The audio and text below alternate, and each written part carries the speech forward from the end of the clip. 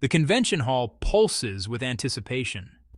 Thousands of attendees lean forward in their seats as the lights begin to dim. What's about to happen on this stage will challenge everything Silicon Valley believed about the global technology order. Huawei executives step into the spotlight. Behind them, massive screens illuminate with images of sleek laptops, machines that Microsoft's engineers probably assumed would never exist. These aren't computers running a modified version of Windows. They're not dual-booting Linux distributions. They're running zero American code, zero Google services, zero dependency on Western operating systems. The crowd erupts as the first device appears, the MateBook Pro, priced at 7,999 yuan, approximately $1,100. Then comes the showpiece that makes even skeptics take notice. The MateBook Fold Ultimate Design. An 18-inch foldable OLED laptop that transforms computing into something almost magical, priced at 23,999 yuan, roughly $3,328. Both machines run exclusively on HarmonyOS 5, an operating system that represents 5 years of engineering by over 10,000 developers, protected by 2,700 patents. This isn't just a product launch. This is China declaring something profound: we no longer need you. And the data suggests they're not bluffing. Let's talk about what happened in the smartphone market, because these numbers tell a story that seemed impossible just 2 years ago. In the fourth quarter of 2024, HarmonyOS captured 15% of China's smartphone market, a figure that climbed to 19% by the December quarter. That same quarter, Apple's iOS held just 17% in China. Think about that for a moment. An operating system that didn't exist commercially until 2019 had surpassed the iPhone's market share in the world's largest smartphone market. Globally, HarmonyOS holds a 4% market share, which might sound modest until you realize this represents hundreds of millions of devices running an OS that Western analysts had written off as impossible to scale. By mid-2025, HarmonyOS had attracted over 8 million developers with more than 30,000 apps available on the platform. The ecosystem that experts said would never materialize is thriving. Now, Huawei has set its sights on the personal computer market, where Windows still controls over 80% of Chinese computers. The hardware they've unveiled isn't just competitive. In some metrics, it's genuinely superior. The MateBook Pro weighs just 970 grams, making it lighter than Apple's MacBook Air. Yet it features a 14.2-inch OLED display with 3.1K resolution, 120 Hz refresh rate, and 1000 nits of peak brightness. At only 13.5 millimeters thick, it offers configurations up to 32 gigabytes of RAM and 2 terabytes of storage, with a 70 watt-hour battery and 140 watt fast charging. But the engineering marvel is the foldable laptop. When fully extended, the MateBook Fold reveals an 18-inch 3.3K OLED screen with 1,600 nits of brightness, bright enough for direct sunlight use. Fold it down, and you have a 13-inch device that's merely 7.3 millimeters thick and weighs 1.16 kilograms. The magnetic keyboard adds just 290 grams. Huawei has solved the decades-old trade-off between screen size and portability with engineering that feels genuinely futuristic. HarmonyOS 5 isn't some rushed alternative cobbled together to survive sanctions. It's a complete ground-up reconstruction built on what Huawei calls a microkernel architecture.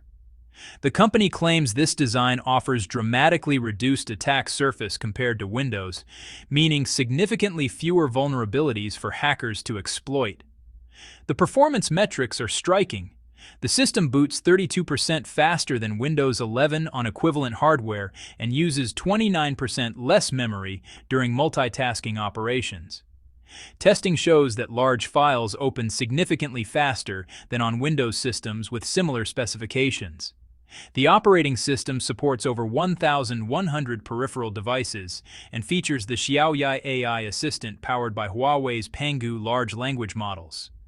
This AI Media AI assistant generating presentation slides on HarmonyOS tablet, user creating presentations with voice commands on Huawei device, generate presentation templates from scratch, translate text within images in real time, summarize hours-long meetings into comprehensive documents within minutes, and handle system-level automation through natural voice commands.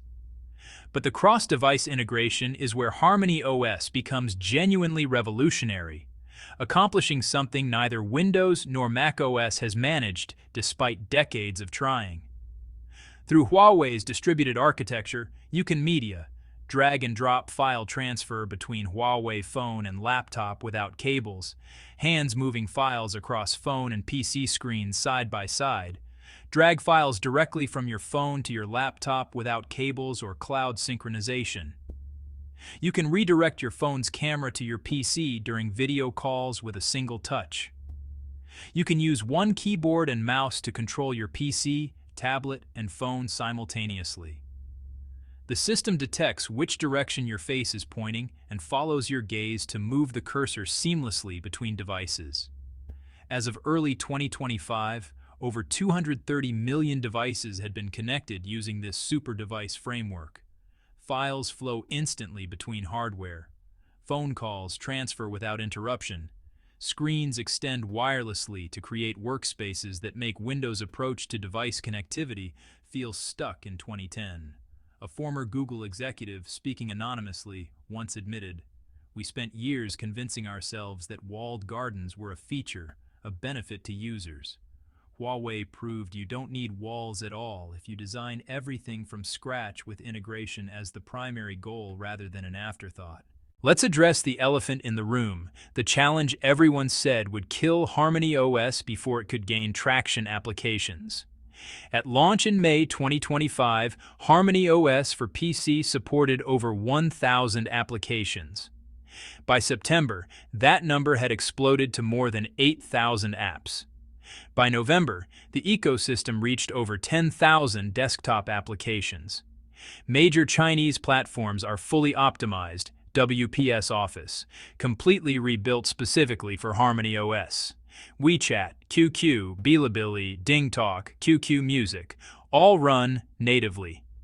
WPS Office alone resolved over 500 technical challenges during migration and added features designed specifically for the foldable laptop.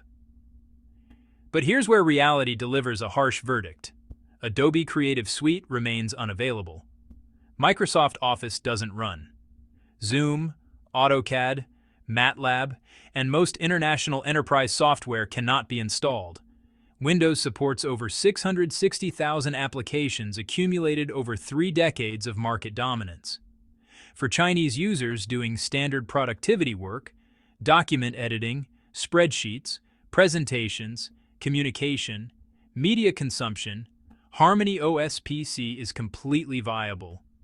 For international businesses, creative professionals working with Adobe's ecosystem, engineers using specialized software, or anyone whose workflow depends on Windows-exclusive applications, HarmonyOS simply isn't an option. Yet.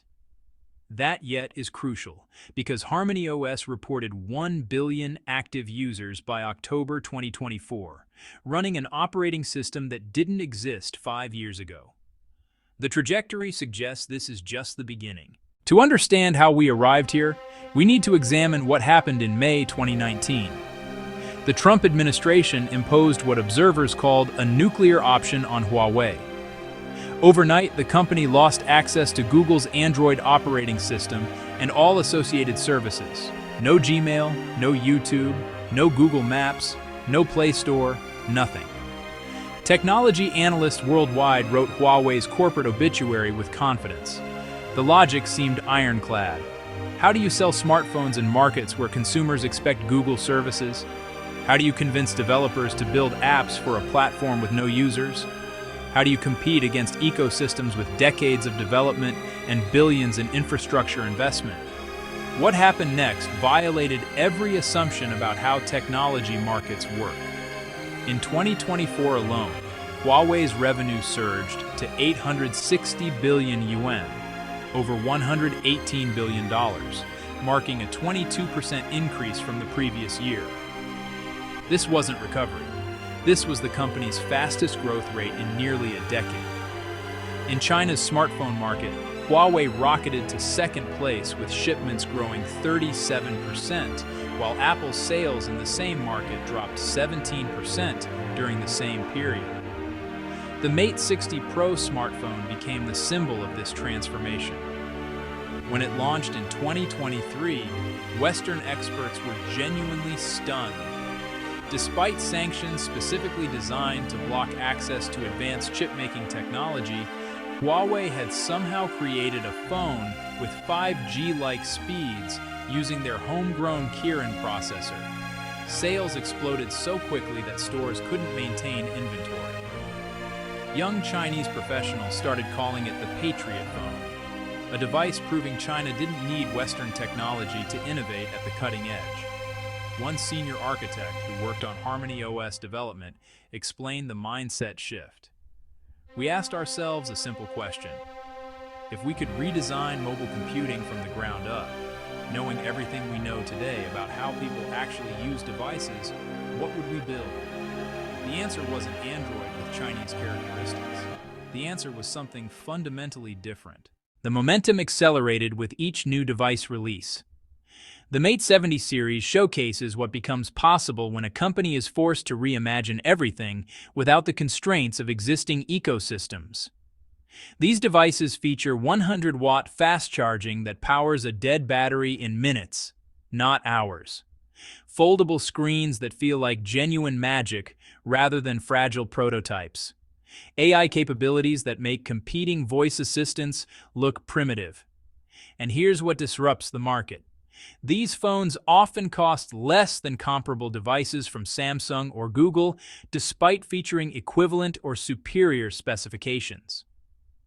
In November 2025, Huawei launched the Mate 70 Air at 4,199 yuan, roughly $580.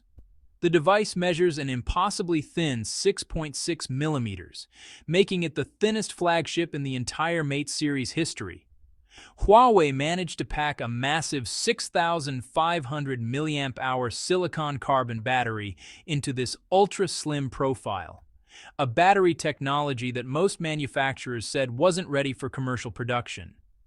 The frame utilizes aerospace-grade titanium alloy, the same material choice as Apple's recent iPhone Pro models, but at literally half the cost. The display measures 7 inches, exceeding both the iPhone 16 Pro Max's 6.9-inch screen and the Samsung Galaxy S24 Ultra's 6.8-inch display. When Google Play became unavailable, pessimists predicted users would abandon Huawei phones in droves. Instead, Huawei's app gallery now serves 580 million monthly active users. Major developers race to ensure their applications work perfectly on HarmonyOS, with over 50 AI-powered applications already deeply integrated. Why? Because Huawei's revenue-sharing model is more generous than what Apple or Google offers, and the market is simply too massive to ignore. When you have hundreds of millions of active users in the world's second-largest economy, you optimize for that platform regardless of geopolitical tensions. Huawei didn't stop at smartphones and laptops. Their strategy is far more ambitious than most Western observers realize. The cloud computing and AI infrastructure is where things become genuinely interesting from a geopolitical perspective. Huawei unveiled their Pengu 5.5 AI models designed specifically for medicine, finance, and manufacturing. Vertical applications rather than general consumer chatbots. Their cloud infrastructure uses advanced neural processing units working in coordinated parallel computation, rivaling anything from Google Cloud or Amazon Web Services in raw processing capability. Businesses across Asia are increasingly choosing Huawei's cloud services over Western alternatives for one simple reason. the data stays within their borders. For companies worried about U.S. government surveillance, sudden sanctions that could cut off access to critical infrastructure, or political decisions that might make their data inaccessible overnight, Huawei offers something Google fundamentally cannot provide: independence from American political and legal jurisdiction. While Tesla grabbed international headlines, Huawei quietly became the technological brain behind China's electric vehicle revolution. Their intelligent automotive solutions now power vehicles from multiple manufacturers, providing everything from autonomous driving systems to entertainment platforms. The Aito M9, built with Huawei's technology stack, sold 160,000 units in its first year, beating many established luxury brands despite being a first-generation product. During demonstrations in late 2024, Huawei-powered vehicles successfully navigated complex urban traffic, handled unprotected left turns across multiple lanes, and parallel parked in tight spaces, all without human intervention. The system processed data from 11 cameras, 6 millimeter-wave radars, and 3 LiDAR units in real time. Now we need to talk about what happened in October 2025, because honestly, this is where the story stops being about one company's resilience and starts being about a fundamental shift in how computing itself works. A research team at Peking University published findings in Nature Electronics that made chip engineers worldwide stop and, well, just stare. They built an analog computing chip using resistive random access memory that processes calculations 1,000 times faster than NVIDIA's H100 GPU, while consuming 100 times less power. And here's the detail that makes this genuinely revolutionary. They built it using 7-nanometer manufacturing technology that the United States never bothered to sanction, simply because everyone assumed it was too primitive to matter for cutting-edge applications. Jensen Huang, CEO of NVIDIA, saw this coming. At the Financial Times Future of AI Summit in London, in November 2025, he stood on stage and said something nobody expected to hear from the man who built a $3 trillion empire selling GPUs to power AI development worldwide. China is going to win the AI race, he declared. Not might win, will win. When the person who literally powers almost every major AI model deployed today tells you his own technology is approaching a critical limitation, you need to pay very careful attention. Let me explain what just happened. Because honestly, this changes everything we thought we knew about the physical limits of computation. For the past century, we've been doing computing in a fundamentally inefficient way. Every computer you've ever used operates on digital computing principles. Information gets broken down into ones and zeros, binary states that are either on or off with nothing in between. Your processor performs calculations in one physical location while your data sits in memory somewhere else, often centimeters or even meters away. Every single operation requires data to travel back and forth between these two separate locations. This is called the von Neumann bottleneck, named after the mathematician who designed this architecture in the 1940s. It's why your laptop gets hot during intensive applications. It's why training a large AI model can consume more electricity than a small town uses in a month. At that London summit, Huang noted that demand for computing has surged substantially, particularly in the last 6 months, as AI evolved from simple one-shot answers to sophisticated reasoning systems. The computational cost is staggering. Before digital computing dominated everything, engineers experimented extensively with analog computers. Instead of ones and zeros, analog machines used continuous electrical signals that could represent infinite values between on and off. Think of a light dimmer instead of a light switch. For certain types of mathematics, analog computers were actually faster than early digital machines. But they had one fatal flaw. They couldn't maintain precision. Electrical noise, temperature changes, and signal drift meant calculations would slowly degrade. Digital computing won because it was stable, predictable, and reliable. That precision problem is exactly what Chinese researchers just solved. The Peking University team's chip uses resistive random access memory cells that store information as different resistance levels. Higher resistance means less current flows through. Lower resistance means more current flows. Each tiny memory cell can hold not just two states like digital memory, but hundreds of different resistance values, creating analog storage with digital-level precision.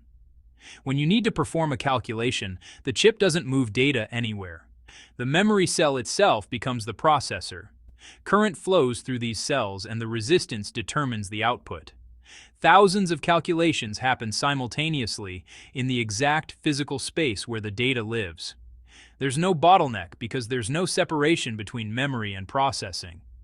The team achieved what they call 5 orders of magnitude improvement in analog precision, 100,000 times more accurate than any analog computer ever built. They tested it on matrix equation solving, the mathematical foundation of training neural networks, achieving accuracy comparable to 32-bit floating-point digital systems. Benchmarking shows that their analog computing approach could offer 1,000 times higher throughput and 100 times better energy efficiency than state-of-the-art digital processors for the same precision. This isn't theoretical laboratory science that might be commercialized in 10 years. They manufactured this chip using commercial production processes that exist right now in Chinese fabrication facilities. It's real. It's working. And it's being scaled for production. Here's where the geopolitics becomes fascinating in a way that should honestly deeply concern policymakers in Washington. Since 2022, the United States has systematically blocked China from purchasing advanced GPUs. No H100s. No A100s. The entire sanction strategy was built on one core assumption. Without access to cutting-edge American chips, China couldn't keep pace in artificial intelligence development. But sanctions have a tendency to backfire in unexpected ways. When you cut someone off from technology, you don't make them give up. You make them invent around you. You remove the option of buying solutions, leaving only the option of creating them. Look at what happened with Huawei specifically. The U.S. government placed them on the Entity List in 2019, severing access to American suppliers. Every analyst predicted collapse. Instead, Huawei developed their own operating system, manufactured their own chips despite lacking access to advanced production equipment, and actually increased their global market share in telecommunications infrastructure. The same pattern is playing out now at a much larger scale across China's entire technology sector. While American companies spent billions refining digital GPU architecture, making transistors smaller, clock speeds faster, memory bandwidth wider, Chinese researchers asked a completely different question. What if the fundamental architecture is wrong? What if instead of making von Neumann machines faster, we need to build something entirely different? That question led to analog computing with digital precision. It led to chips that are 1,000 times faster and 100 times more efficient than the hardware they're blocked from buying. The sanctions didn't stop Chinese AI development. They redirected it toward approaches that might actually be superior to what everyone else is pursuing. 1 billion devices running an operating system that didn't exist 5 years ago. Personal computers functioning without a single line of Windows code. Smartphones outselling iPhones in the world's largest market. AI chips that process calculations faster than NVIDIA's flagship products while using a fraction of the power. Electric vehicles powered by Huawei technology competing successfully against Tesla. 5 years ago, when sanctions hit, every expert predicted collapse. Instead, what we're witnessing is possibly the fastest and most comprehensive technology independence movement in modern history. HarmonyOS isn't just an operating system. It's a declaration that the era of American technology monopolies is ending, at least in parts of the world with the resources and determination to build alternatives. The analog computing breakthrough isn't just a clever engineering achievement. It's proof that when you force innovation by cutting off access to existing solutions, sometimes you get something better than what was being sold. The question now isn't whether China can build competitive technology without Western components. They've already answered that.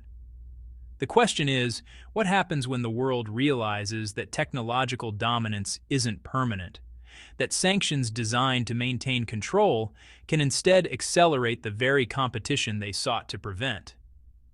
In trying to stop China's technological rise, the United States may have instead catalyzed the most rapid technological independence movement the world has ever seen.